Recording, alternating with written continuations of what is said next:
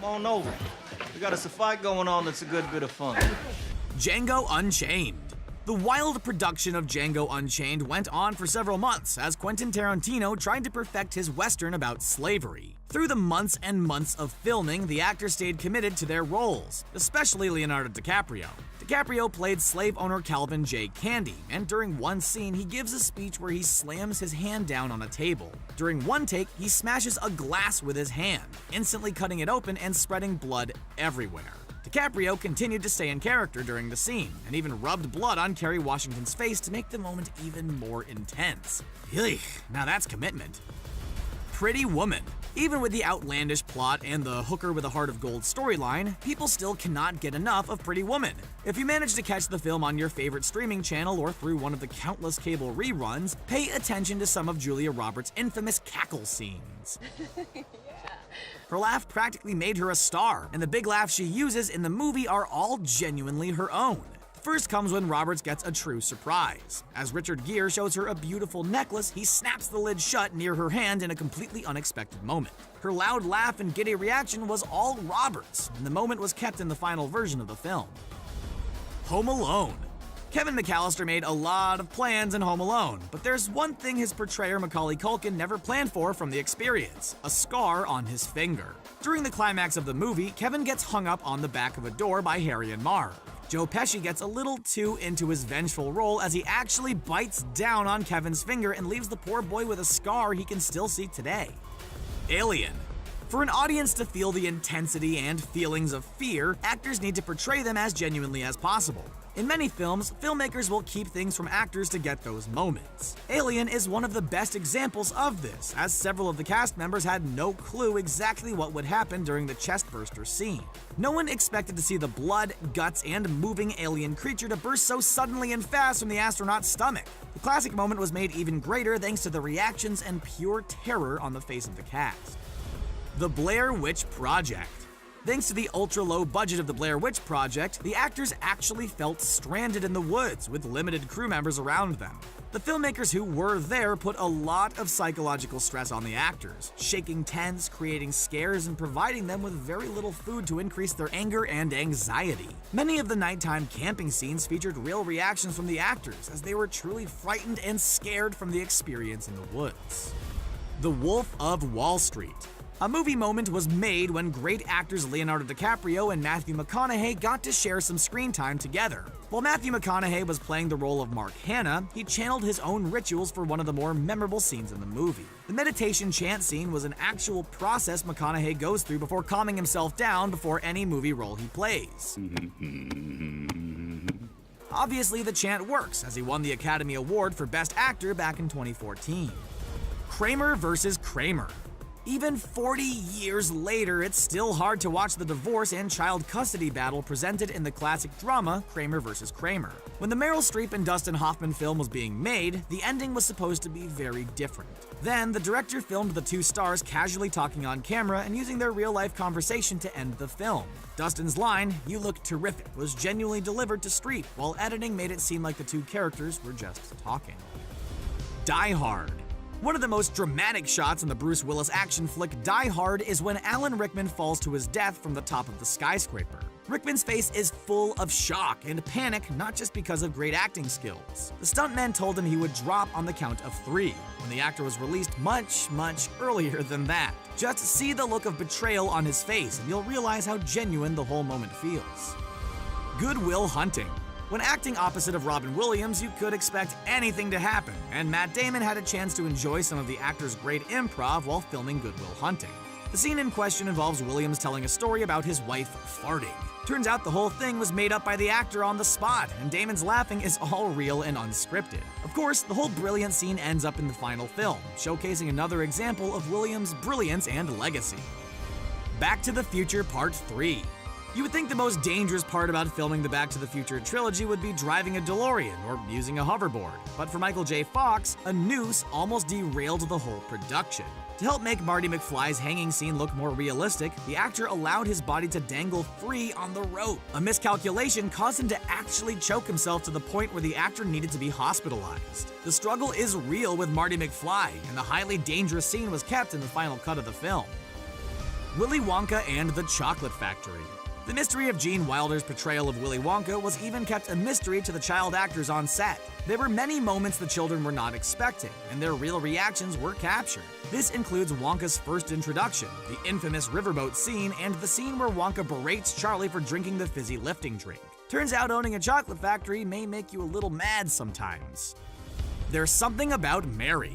Seeing a small dog fly out a window may be shocking enough, but the Farrelly brothers wanted a real passionate reaction out of Cameron Diaz. The best way to do this? Moon her, we guess. One of the brothers decided to drop pants outside the window and moon Diaz when she ran over to the opening. As she peers out the window, you hear her scream and react. This isn't to the dog, it's to the bare butt pointing back up at her. Bad Boys 2. The classic boyfriend meeting the girlfriend's father is taken to a whole other level with a comedic scene in Bad Boys 2. As both Will Smith and Martin Lawrence confront Reggie, a lot of the scene was improvised with the young actor feeling forced to go toe-to-toe with the comedic juggernauts. Will Smith even pulls a gun out at one moment, a moment which the young actor was not expecting at all.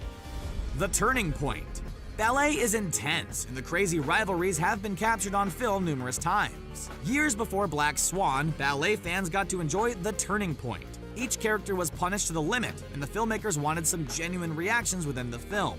In one scene, Leslie Brown was supposed to place a drink down on the bar, but was secretly instructed to throw it in Shirley MacLaine's face. MacLaine's pure shock was 100% real, and the scene was made better because of it. Glory. Denzel Washington's Academy Award-winning role in Glory brought out the best of the actor, and it might have been because of the real whips he had to endure while on set.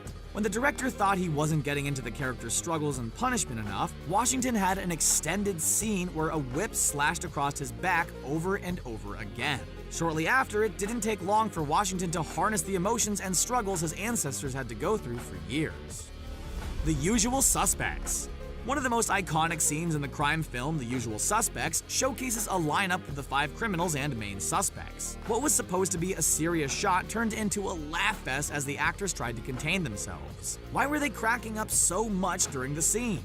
Well, blame Benicio del Toro. The actor was continually passing gas during each take, and eventually the whole cast could no longer contain their laughter. The take worked and was used in the final cut of the film. Terminator 2: Judgment Day. After seeing the first 2 Terminator films, there's one thing to take from it. Don't mess with Sarah Connor, or her portrayer, Linda Hamilton. Ken Gibble played an orderly who kept pulling his punches on Hamilton, and during each take she would slam her knees into the concrete.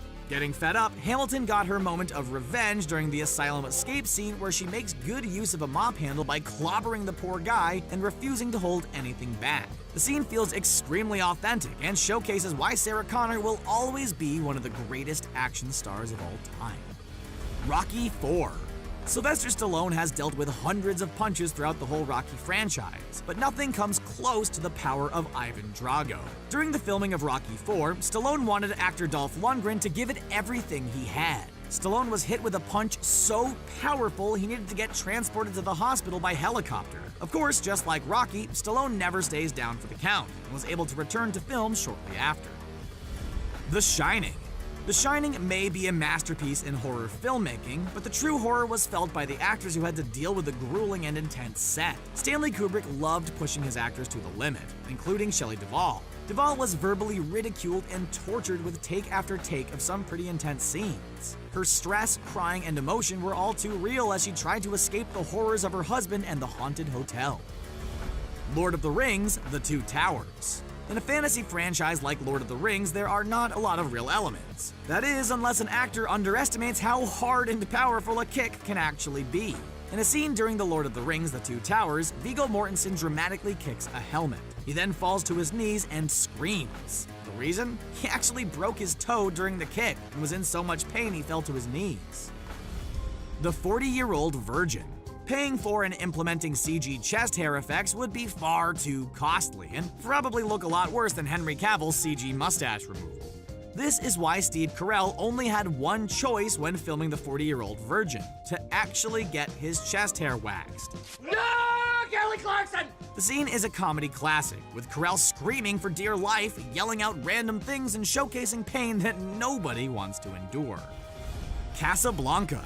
One of the more moving scenes in the classic film Casablanca involves a group of singing patrons at a bar trying to over-sing Nazi soldiers. The scene is very emotional and features a number of the extras openly crying and tearing up as the scene concludes. Turns out all those scenes are real, and the extras were actually French citizens who had to deal with Nazi invasions. The scene was all too real for them and represented both their struggle and triumph.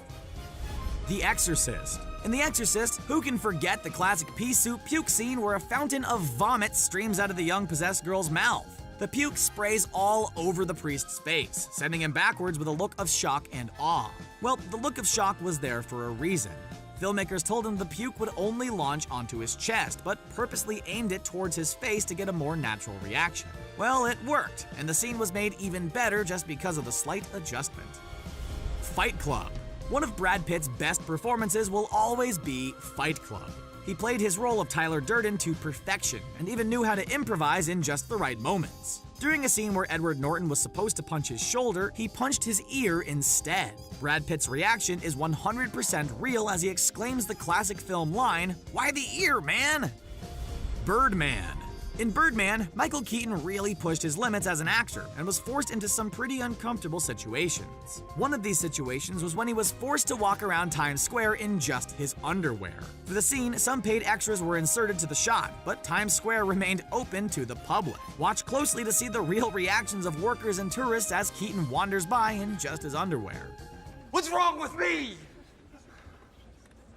Why do I beg people to love me?